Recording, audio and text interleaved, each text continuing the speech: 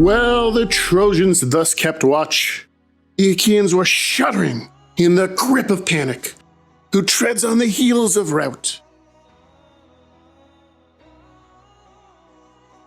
All their captains knew the tortures of despair.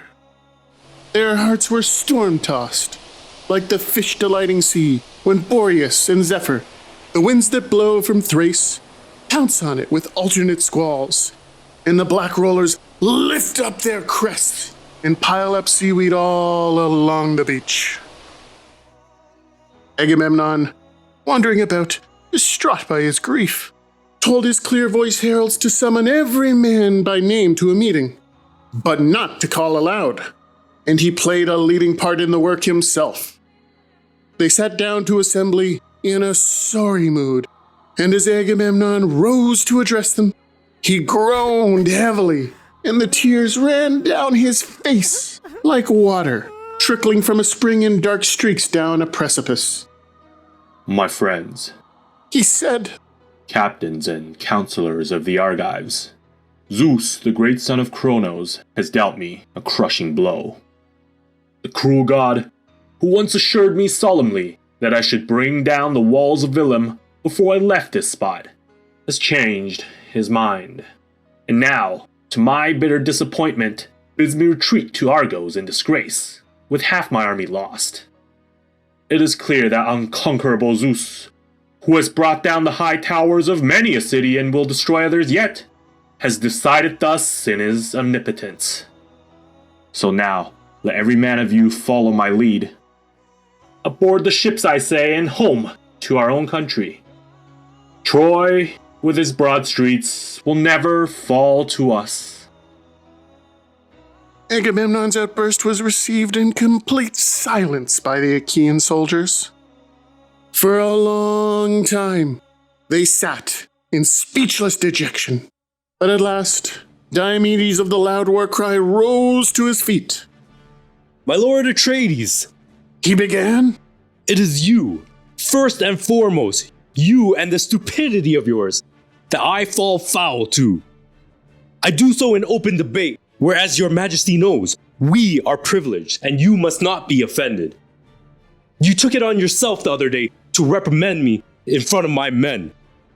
You said I was a milksop and a coward. Every Argive, young and old, has heard the story.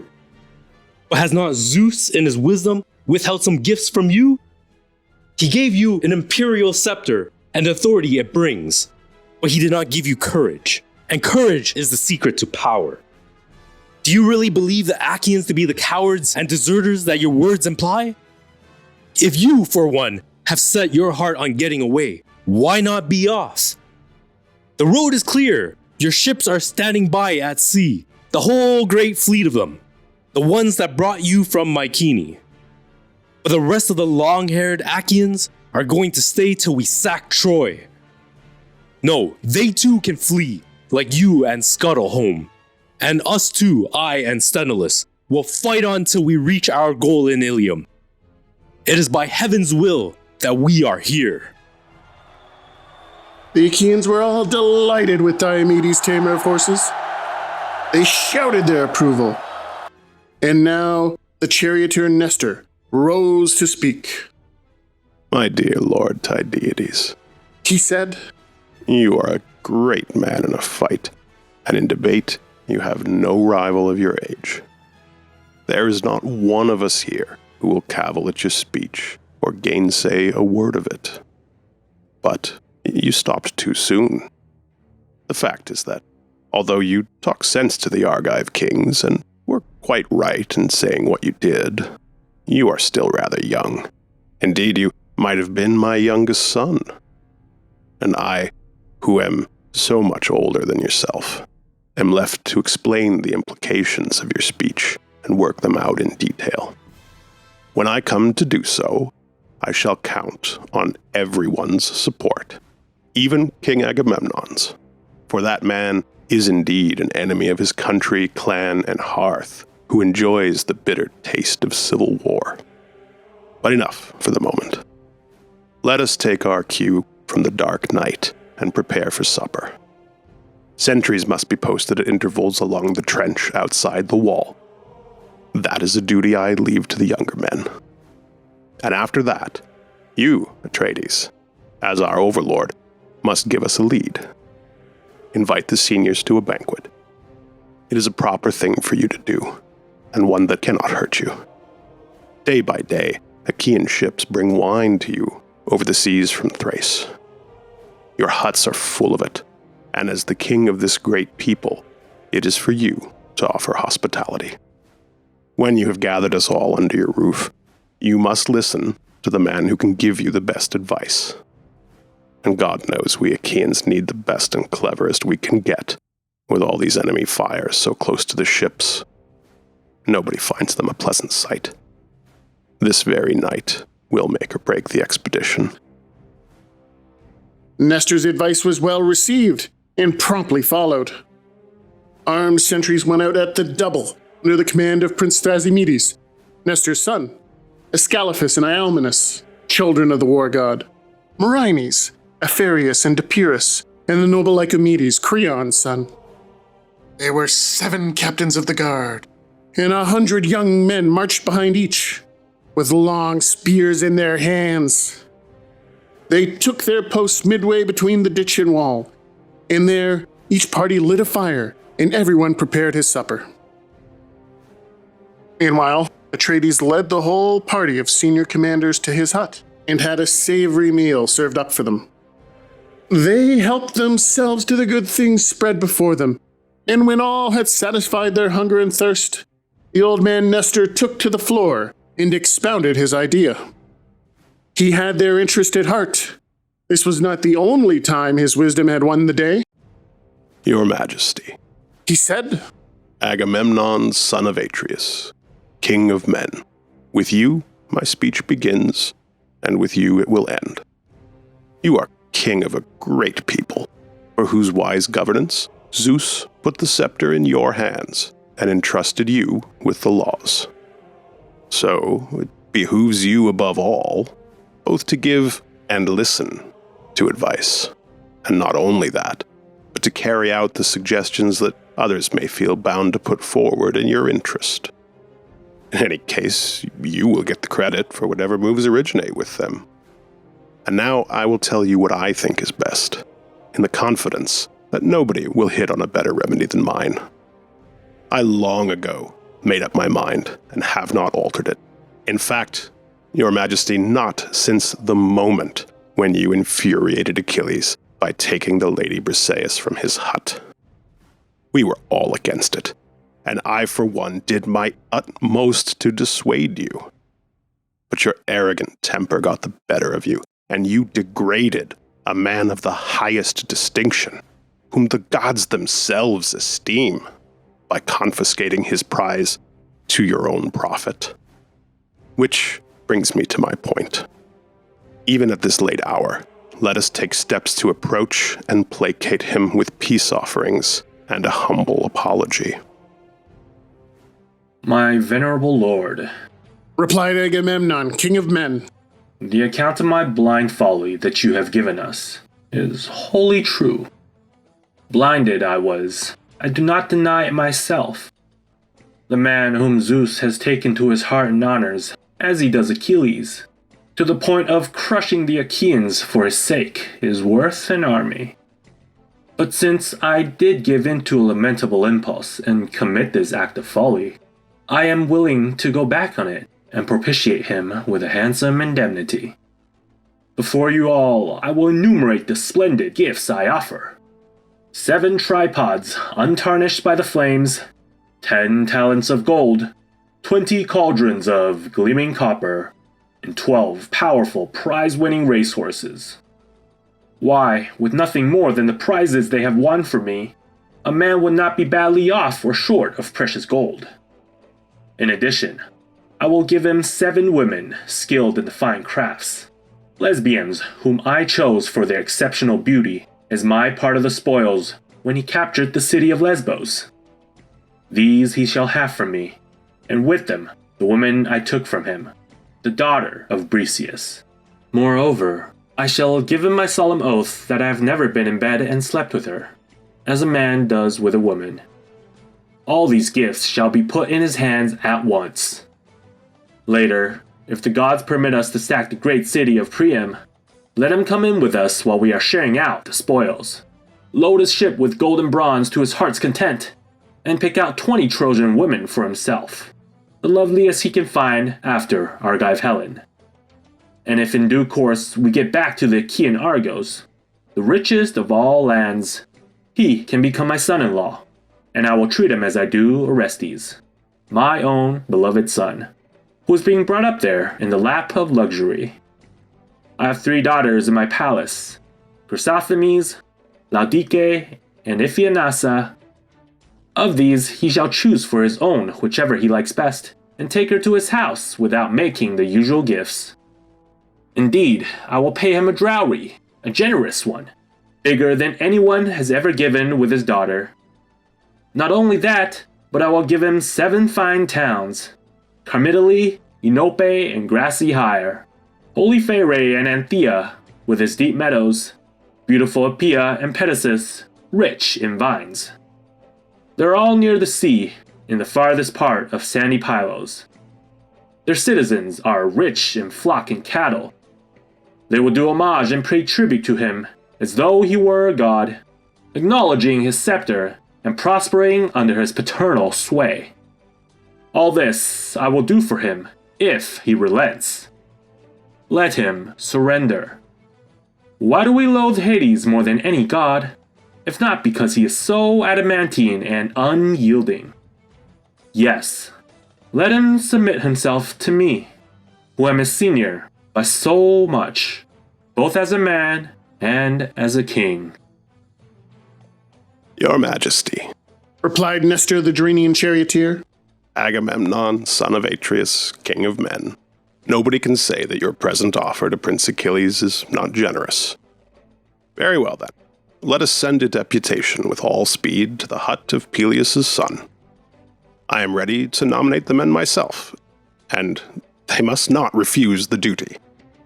First of all, the venerable Phoenix. He can go in advance, and after him, the great Ajax and the noble Odysseus. Of the heralds, Odysseus and Eurybates are the men to go with them. But first, let someone fetch water for our hands and call for silence, so that we may pray to Zeus, the son of Cronos, and implore his grace. Everyone was satisfied with Nestor's arrangements. Heralds hastened to pour water over their hands, while their squires filled up the mixing bowls to the brim with drink, and after pouring a little first in each man's cup, served them all with wine.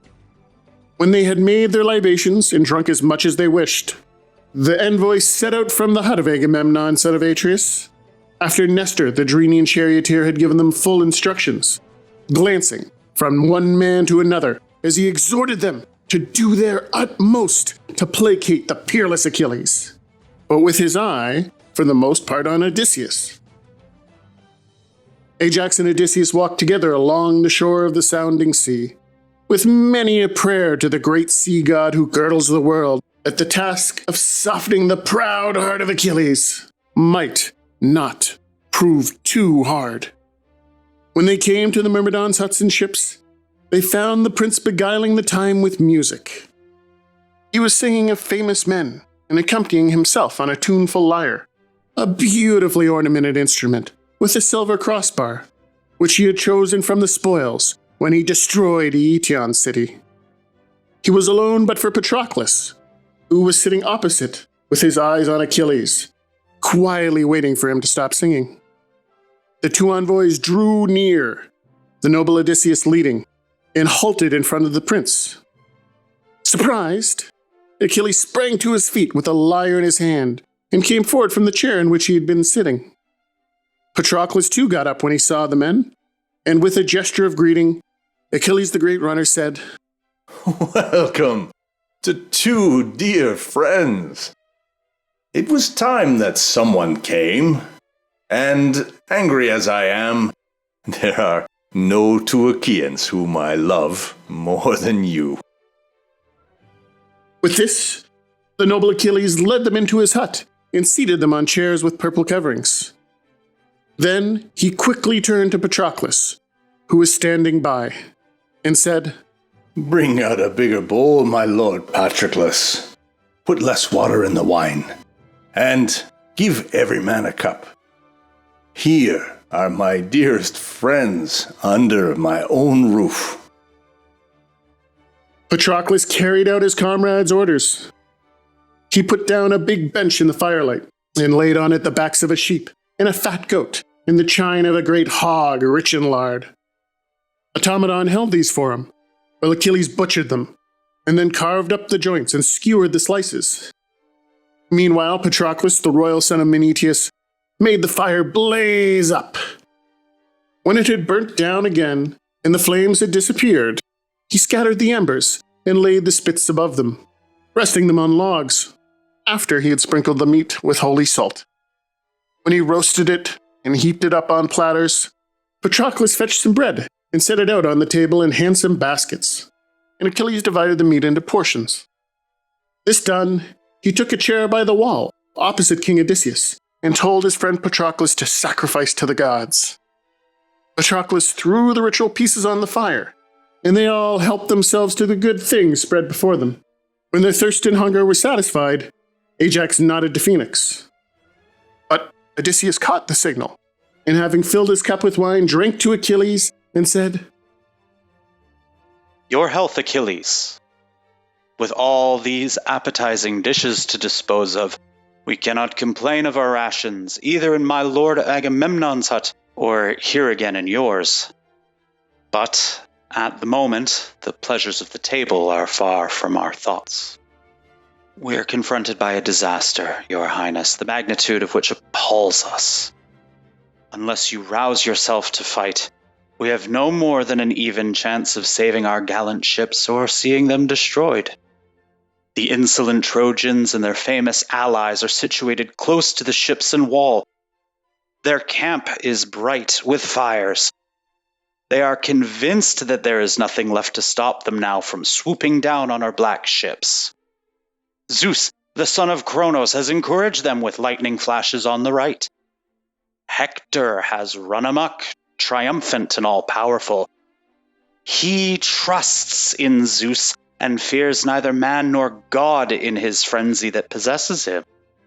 His one prayer is for the early coming of the gracious dawn, for he is itching to hack the peaks from the sterns of our ships, to send up the ships themselves in flames, to smoke us out and to slaughter us by the hulls. And indeed, I am terribly afraid that the gods may let him carry out his threats, that it may be our fate to perish here, far from Argos where the horses graze. Up with you then. If even at this late hour you want to rescue the exhausted troops from the Trojans' fury. If you refuse, you yourself will regret it later, for when the damage has been done, there will be no mending it. Bestir yourself before that stage is reached, to save the Danaans from catastrophe. My good friend, when your father Peleus sent you from Phthia to join Agamemnon, did he not admonish you in these words? My son, Athenan Here, if they wish you well, are going to make you strong. What you must do is keep a check on that proud spirit of yours, for a kind heart is a better thing than pride. Quarrels are deadly. Be reconciled at once, and all the Argives, young and old, will look up to you the more. Those were the old man's precepts, which you have forgotten. Yet even so, it is not too late for you to yield. Give up this bitter animosity. Agamemnon is ready to make you ample compensation the moment you relent. If you will listen, I will enumerate the gifts he has destined for you in his hut. 7 tripods untarnished by the flames, 10 talents of gold, 20 cauldrons of gleaming copper, and 12 powerful prize-winning racehorses. He said with nothing more than the prizes they had won for him, a man would not be badly off or short of precious gold. In addition, he will give you 7 women skilled in the fine crafts, lesbians whom he chose for their exceptional beauty as his part of the spoils when you yourself captured the city of Lesbos. These you shall have from him, and with them the woman that he took from you, the daughter of Boresius. Moreover, he will give you his solemn oath that he has never been in her bed and slept with her, as a man does, your highness, with a woman. All these gifts shall be put in your hands at once.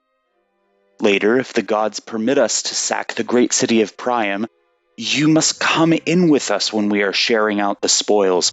Load your ship with gold and bronze to your heart's content, and pick out 20 Trojan women for yourself, the loveliest you can find after Argive Helen. And if in due course we get back to Achaean Argos, the richest of all lands, you can become his son-in-law, and he will treat you as he does Orestes, his own beloved son who is being brought up there in the lap of luxury. He has 3 daughters in his palace, Chrysothemis, Laodicea, and Ephaenassa. Of these, you shall choose for your own whichever you like best, and take her to Peleus' house without making the usual gifts. In fact, he will pay you a dowry, a generous one, bigger than anybody has ever given with his daughter. Not only that, but he will give you 7 fine towns, Carthalama, Enope and grassy Hyre, Anthea with its deep meadows and holy Phyre, beautiful Ipaea, and Pithasos, rich in vines. They're all near the sea in the farthest part of sandy Pylos. Their citizens are rich in flocks and cattle. They would do homage and pay tribute to you as though you were a god, acknowledging your scepter and prospering under your paternal sway. All this he will do for you if you relent. But if your hatred of Atreides, gifts and all, outweighs every other consideration, do have some pity on the rest of the united Achaeans lying dead tired in their camp. They will honor you like a god. Indeed, you could cover yourself with glory in their eyes, for now is the time when you could get Hector himself. He fancies that he has no match amongst all the Danaans, whom the ships brought here. He may even venture near you in his insensate fury. Royal son of Laertes, Odysseus of the nimble wits, to save you from sitting there and taking it in turns to coax me, I had better tell you point blank how I feel and what I am going to do. I loathe like hell's gates the man who thinks one thing and says another. So here I give you my decision. You can take it that neither my lord Agamemnon nor the rest of the Danaans are going to win me over, since it appears that a man gets no thanks for struggling with the enemy day in and day out. His share is the same, whether he sits at home or fights his best. Cowards and brave men are equally respected, and death comes alike to one who has done nothing and one who has toiled hard. All I have suffered by constantly risking my life in battle has left me no better off than the rest. I have been like a bird that brings every morsel she picks up to her unfledged chicks, however hard it goes with her. I have spent many a sleepless night and fought through many a bloody day and against men who, like us, are fighting for their womenfolk.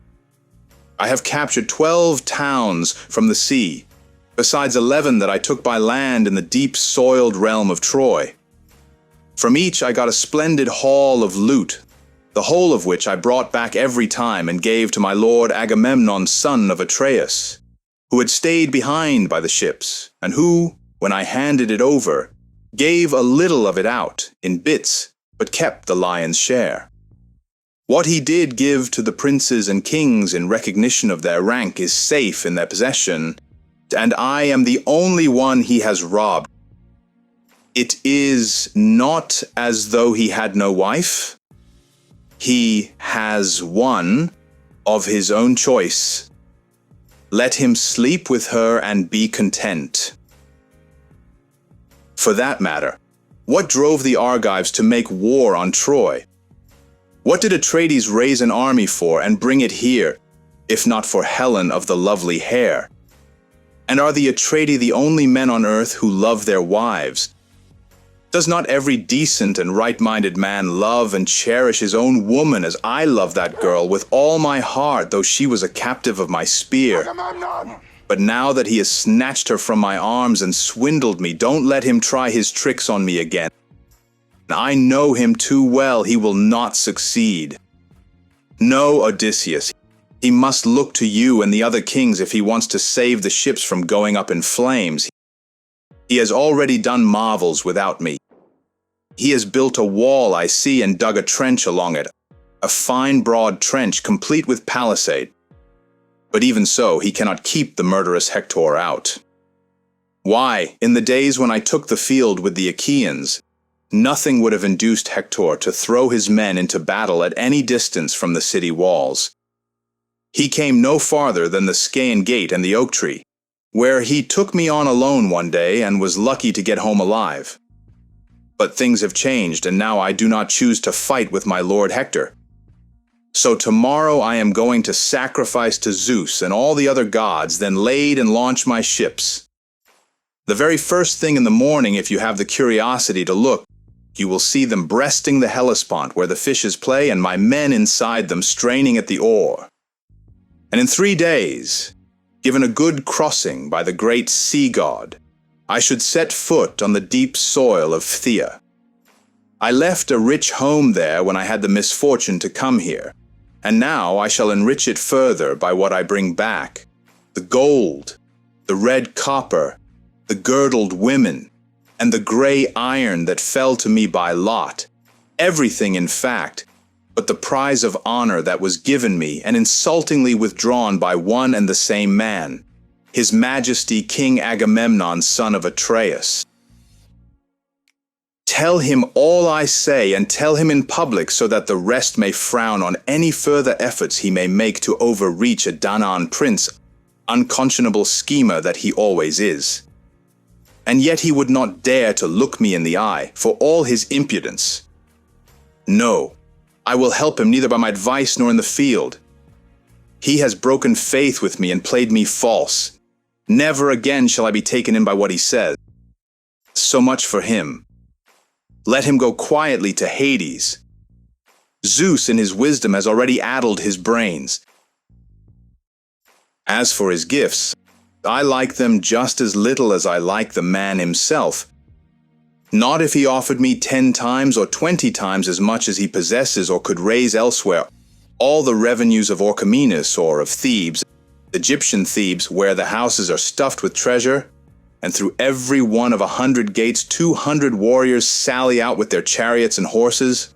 Not if his gifts were as many as the grains of sand or particles of dust would Agamemnon win me over. First he must pay me in kind for the bitter humiliation I endured.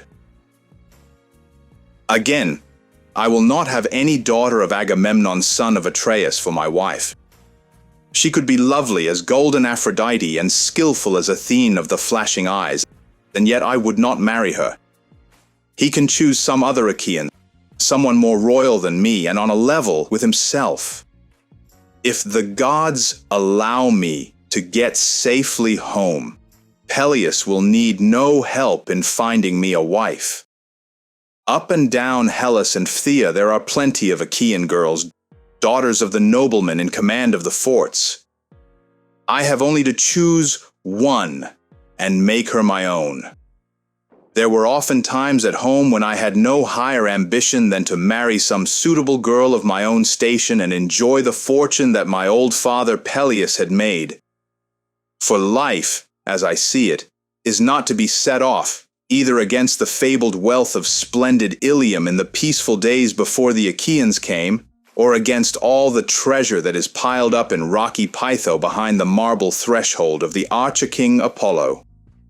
Cattle and sturdy sheep can be had for the taking, and tripods and chestnut horses can be bought. But you cannot steal or buy back a man's life when once the breath has left his lips. My divine mother, Thetis of the Silver Feet, says that destiny has left 2 courses open to me on my journey to the grave. If I stay here and play my part in the siege of Troy, there is no homecoming for me, though I shall win undying fame. But if I go home to my own country, my good name will be lost, though I shall have long life and shall be spared an early death. One more point. I recommend all the rest of you to sail home too, for you will never reach your goal in the steep streets of Ilium. All-seeing Zeus has stretched out a loving hand above that city, and its people have taken heart. So leave me now and report to the Achaean lords in open council, as you seniors have the right to do.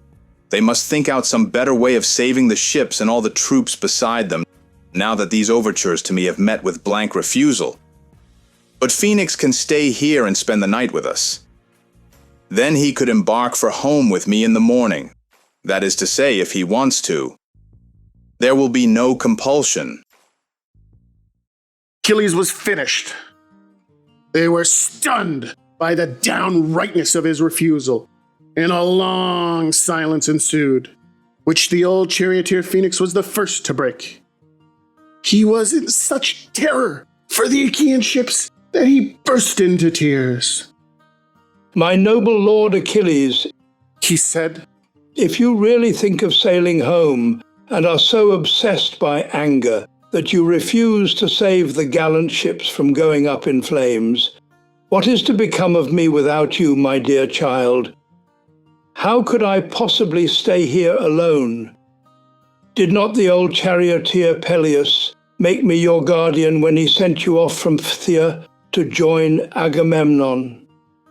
You were a mere lad, with no experience of the hazards of war, nor of debate where people make their mark. It was to teach you all these things, to make a speaker of you and a man of action, that he sent me with you.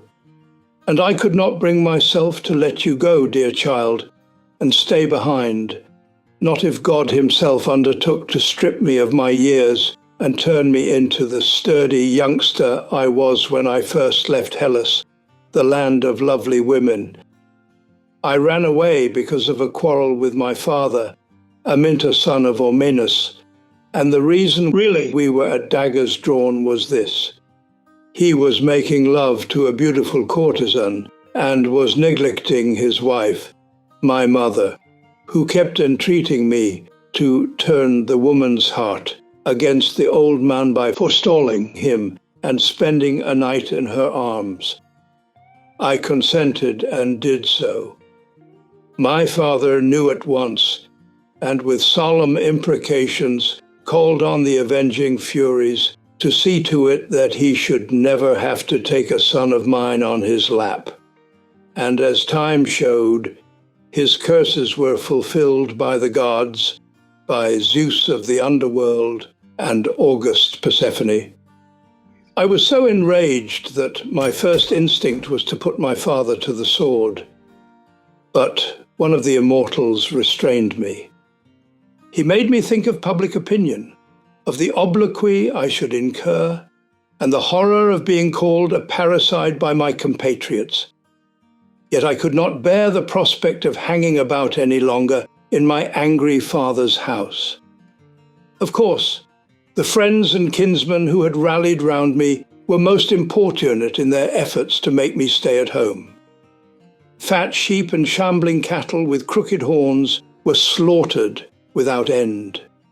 Many a fine fat hog was stretched across the flames to have his bristles singed, and many a jar of the old man's mellow wine was drunk. For 9 nights they camped beside me, taking it in turn to go on guard, and keeping 2 fires burning, one under the colonnade of the walled yard, and the other in the forecourt, outside the door of the sleeping quarters. But on the 10th night, which was pitch dark, I burst open the stout doors of my bedroom and escaped. I found it easy to climb the courtyard wall, and not one of the men on guard or the maidservants saw me. Then I fled in earnest, right across Hellas and its spreading lawns, to deep-soiled Phthia, mother of sheep, where I presented myself to Peleus, the king. He took me to his heart and loved me as a father loves an only son, the cherished heir to a great estate. He made me a rich man, by giving me a populous district to rule, and I settled down on the borders of Phthia as king of the Dolopes. Since then, most worshipful Achilles, all my loving devotion has gone to make you what you are. Do you remember how you would refuse to go out to dinner or touch your food at home with anyone but me? How I always had to take you on my knees and pamper you by cutting titbits for you from my meat and holding my cup to your lips. You often soaked the front of my tunic with the wine that dribbled from your clumsy little mouth. Yes, I went through a great deal for you and worked hard. I felt that since heaven was not going to send me a boy of my own, I had better make you my son, most worshipful Achilles, so that you could save me someday from a miserable end. Conquer your pride, Achilles. You have no right to be so stubborn. The very gods, for all their greater excellence and majesty and power, are capable of being swayed. Even they are turned from their course by sacrifice and humble prayers, libations and burnt offerings, when the miscreant and sinner bend the knee to them in supplication. Do you not know that prayers are daughters of Almighty Zeus? They are wrinkled creatures, with a halting gait and downcast eyes, who make it their business to follow sin about. But sin is strong, and quick enough to leave them all behind. Stealing a march on them, she roams the world and brings mankind to grief. They come after and put the trouble right. The man who receives these daughters of Zeus with humility when they approach him is greatly blessed by them and has his own petitions granted. But when a man hardens his heart and rebuffs them, they go and pray to Zeus, the son of Kronos, that he may himself be overtaken by sin and punished through his fall. This applies to you, Achilles. You must give their due to the daughters of Zeus by letting them placate you, as they do all noble-hearted men. If my lord Agamemnon had not made you a generous offer with the promise of more to come, but had persisted in his rancor, I should be the last person to bid you cast your anger to the winds and help the Argives, however great their need. But as it is, he is not only offering you a great deal now, but has pledged himself to future liberality, besides choosing as ambassadors to plead his cause the most distinguished men in the whole army, who are your own best friends among the Argives. Their pleas, their pilgrimage here, are things that you must not dismiss as trifles, though nobody can blame you for the resentment you have felt till now. We have heard many comparable tales of noblemen in olden times who had worked themselves up into a passion, yet proved amenable to gifts and yielded to persuasion. Looking back a good many years, I can remember a case myself. We are all friends here, and I will tell you the story. The Curetes were fighting the warlike Aetolians at the city of Calydon. Losses were heavy on both sides. The Aetolians were defending their lovely town of Calydon, and the Curetes doing all they could to sack it. The trouble had started when Artemis of the Golden Throne took offense and let a monster loose on Calydon because King Aeneas had failed to make her any harvest offering on the sacred hill in his estate. All the other gods enjoyed rich sacrifices. It was only this daughter of Almighty Zeus to whom he offered nothing. Perhaps he forgot her. Perhaps he counted wrong. In either case, he made a fatal mistake. For in her wrath, the Lady of the Bow sent him a creature of the gods, a ravenous wild boar with flashing tusks, who settled down to ravage the royal lands. He strewed the ground with the tall fruit trees he brought tumbling down, rooting them up with the blossom on the twigs. But at last Aeneas' son Meleager killed him. He had to raise a force of huntsmen and hounds from many cities to do this, for the beast was far too powerful to be dealt with by a handful, and brought a number of them to a wretched end.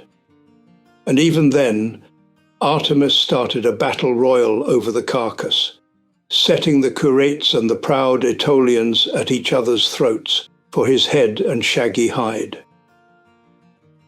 In the war that ensued, so long as the redoubtable Meleager played his part, things went badly for the Curetes, who were unable to sit down and besiege the city, for all their numbers. But many a sensible man is at times overmastered by passion, and that is what happened to Meleager now. Enraged with Althea, his mother, he lay at home idle with his wife, the lovely Cleopatra, daughter of Marpessa of the slim ankles, herself the daughter of Euenus. Cleopatra's father, Idas, had his time been the strongest man on earth and had actually faced Lord Phoebus Apollo with his bow for the sake of Marpessa, this lady with the lovely ankles. And later, in their home, Cleopatra's parents had given her the nickname Alcyone, in memory of her mother's life as a kingfisher and the plaintive calls she uttered when the archer god Apollo carried her off.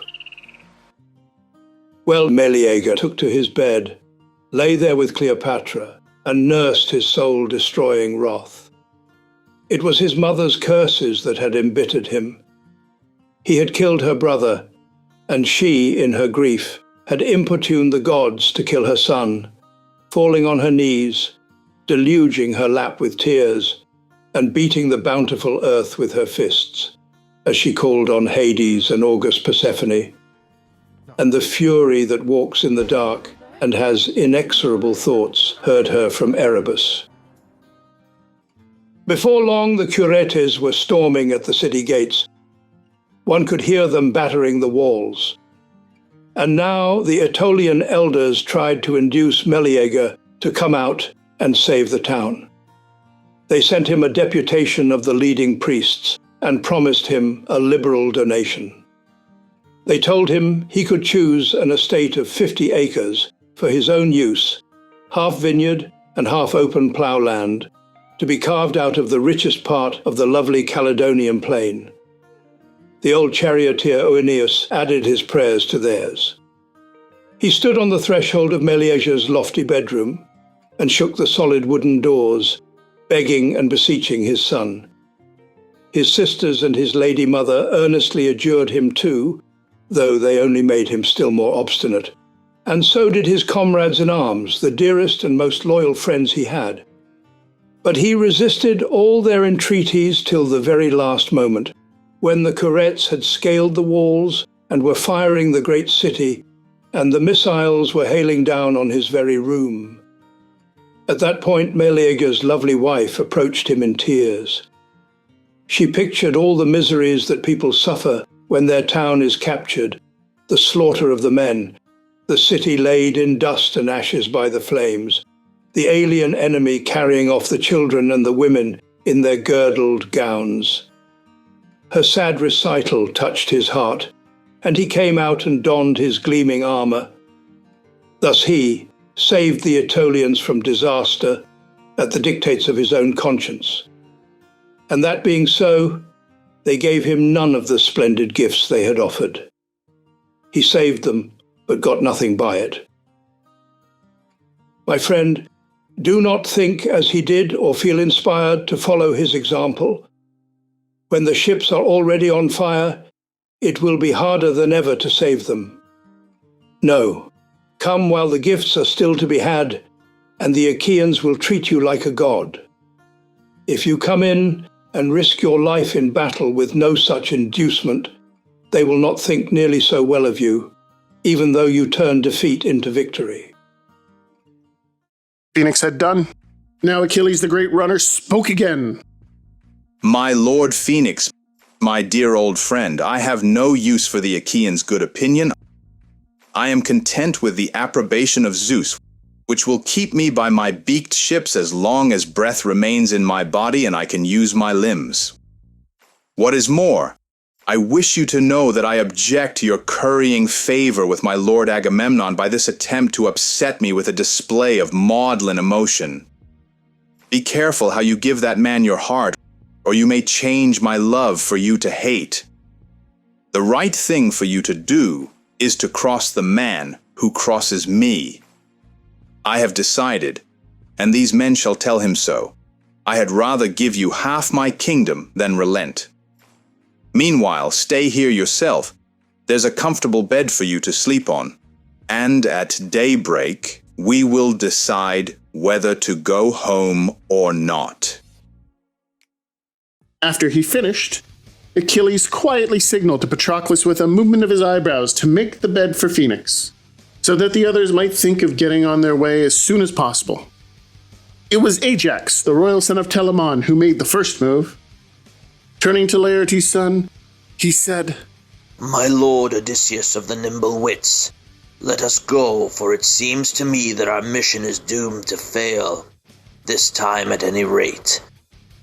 Bad as the news is, we must at once report it to the Danaans, who are no doubt sitting up and awaiting us. But I cannot help reflecting on the combination of rancor and arrogance that Achilles has displayed. Ruthlessness, too.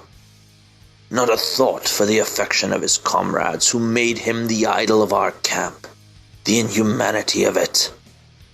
After all, even in cases of murder, it is quite common for a man to accept blood money for a brother or maybe a son.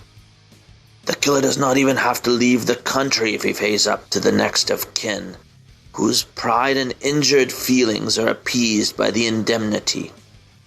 But you, Achilles, God knows why, have worked yourself up into this implacable fury over a girl. A single girl. And here we are, offering you 7 of the very best and a great deal more into the bargain. Be a little more forbearing. And remember your obligations as our host. We are under your roof. We are picked from the whole Danaan army, and we wish nothing better than to remain your closest and dearest friends of all the Achaeans that are there. Your Highness Ajax, royal son of Telamon, there is much in what you say. But my blood boils when I think of what happened and the vile way in which Atreides treated me in public, like some disreputable outcast. Go now and report my decision. I will not think again of bloodshed and war until Prince Hector, son of the wise Priam, reaches the huts and ships of the Myrmidons, killing Argives as he comes, and destroys the fleet by fire. I have a notion that however furious his attack may be, Hector will be brought up short, here by my own butt and my own black ship. When Achilles finished, his visitors, after each taking up a 2-handled cup and offering a libation, made their way back along the line of ships, with Odysseus at their head. Patroclus told his men and the maidservants quickly to make a comfortable bed for Phoenix. When the women had carried out his orders and spread fleeces and a rug and a sheet of fine linen on the bedstead, the old man laid down on it and waited there for the blessed light of dawn. Achilles himself slept in a corner of his well-built wooden hut, with a woman he had brought from Lesbos at his side, the daughter of Phorbas, Diomede of the lovely cheeks. Patroclus slept in the corner opposite. He too had a companion, Iphis of the girdled robe, whom the noble Achilles had given him when he had captured the high fortress of Skyros, the city of Envoys. The envoys reached Agamemnon's hut, and were no sooner inside it than the Achaean lords leapt to their feet, and were pledging them on every side with golden cups, and bombarding them with questions. King Agamemnon was the most urgent of all. Illustrious Odysseus, flower of the Achaean chivalry, He said, tell me at once, will he save the ships from being burnt, or is that proud spirit still implaceable? The steadfast, excellent Odysseus made his report. Your Majesty, Agamemnon, son of Atreus, king of men, the man has no intention of relenting. In fact, he is more virulent than ever. He repudiates you and your gifts. He says you can find out for yourself, with your friend's assistance, how to save the ships and men. Meanwhile, He threatens to drag his own curved ships into the sea at dawn. And he said he advised all the rest of us as well to sail for home. You will never reach your goal, he said, in the steep streets of Ilium. All-seeing Zeus has stretched out a loving hand above that city, and its people have taken heart. Those were his words. Of my fellow envoys, Ajax and the two heralds, both reliable men, are here to bear me out. But the old man Phoenix is sleeping there. Achilles pressed him to stay so that he could embark with him for home in the morning if he wished to, though he said he would not force him. Not a word was said when Odysseus had done. His message, and the blunt way in which it was delivered, left the Achaean lords aghast, and a long, gloomy silence followed, which was not broken till at last Diomedes of the loud war cry ventured to speak. Your Majesty, He said, Agamemnon, son of Atreus, king of men, it is 1,000 pities that you brought yourself to plead with my lord Achilles and make him such a princely offer. He is a proud man at the best of times, and now you have given him an even better conceit of himself. We must let him be, whether he sails or stays. He'll fight again when his own conscience speaks, and the spirits move him. And now I hope you will all follow my lead. For the moment, go rest. You have enjoyed the food and wine that a man needs to keep his strength and courage. But in the first fair light of dawn, you, sir, must take action. Deploy your infantry and horse in front of the ships, and inspire them by your word of command, and fight side by side in the front lines personally. The kings all expressed their approval of this advice from Diomedes of the loud war cry. They made their libations and retired to their several huts, where they laid down and enjoyed the boon of sleep.